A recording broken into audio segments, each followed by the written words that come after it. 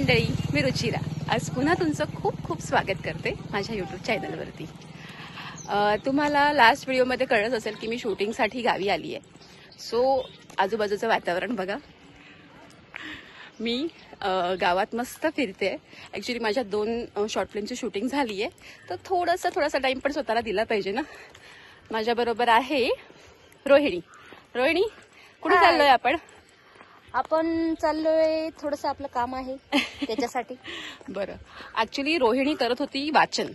कुठल्या पुस्तकाचं ग? चंद्रकुमार नलगे यांचं एक खूप छान पुस्तक आहे, पुन्हा एकदा जन्म। पुन्हा एकदा जन्म, वाव, पुस्तक खूप सुंदर होतं। त्याच्याबद्दल थोडंसं सांग ना। त्याच्यामध्ये त्यांनी कसा खडतर प्रवास करून ते पूर्ण आयुष्य जगले याबद्दल माहिती दिलेली आहे।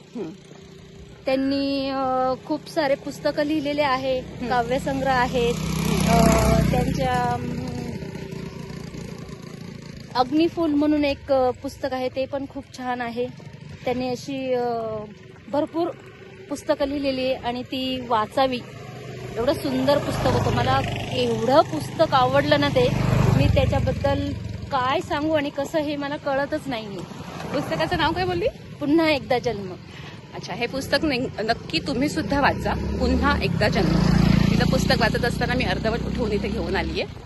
पण तात्पर्य म्हणजे की तुम्हाला सांगायचं होतं की माणूस एकदा वाचनाला बसला, वाचन ही अशी एक शक्ती आहे की जी आपल्याला प्रचंड प्रमाणामध्ये आपण जसं म्हणू शकतो की आपल्याला उत्साह किंवा आपल्याला एक नवीन उमेद किंवा आपण म्हणतो ना की आपण आजकालची पिढी अशी झाली आहे की ऑलमोस्ट टाइम मोबाईल घेऊन बसलेली असते।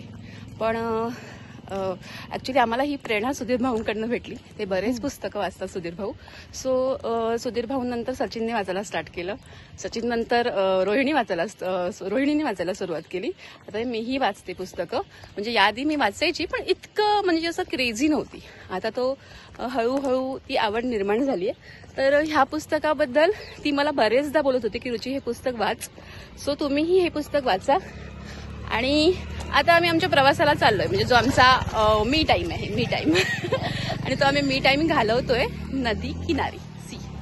नदीचं पाणी थोडंसं कमी झालंय, पहिल्यासारखं नाहीये पण आहे, बऱ्यापैकी पाणी नदीला आहे। आणि आता आम्ही हा आमचा मी टाईम घालवतोय। सो म्हटलं चला थोड्या वेळ तुमच्याशी पण गप्पा मारू। आणि मुळात म्हणजे ना मुंबईत फिरताना आपण शॉपिंग ह्या त्या अशाच गोष्टी करतो, पण गावी फिरण्याचा एक आनंदच वेगळा असतो।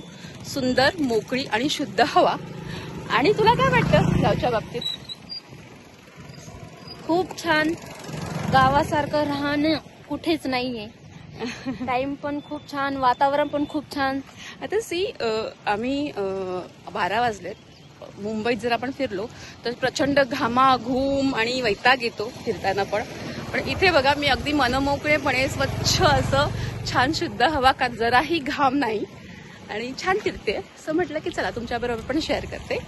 आणि उरलेला विषय म्हणजे जो मला महत्त्वाचा विषय बोलायचा होता पुस्तकाचा आणि माझ्या शॉर्ट फिल्मचा, तर ते पुस्तकही नक्की वाचा आणि येणाऱ्या माझ्या शॉर्ट फिल्म ह्या सुद्धा नक्की बघा।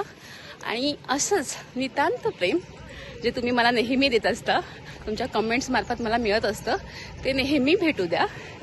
चला मग भेटूया पुढच्या व्हिडिओमध्ये, तोपर्यंत बाय बाय। बाय, काळजी घ्या, खुश रहा।